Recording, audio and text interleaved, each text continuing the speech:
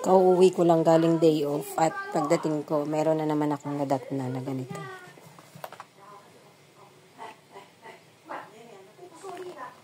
Panglagay sa paa.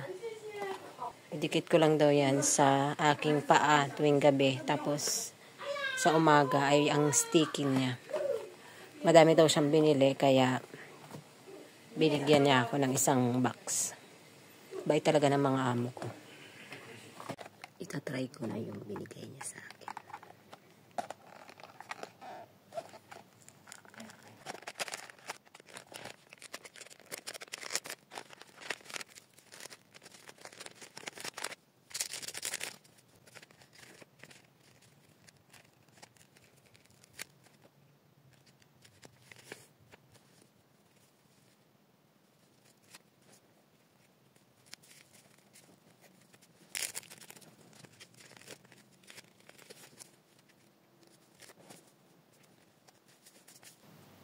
Pakita ko sa inyo bukas ng umaga kung ano yung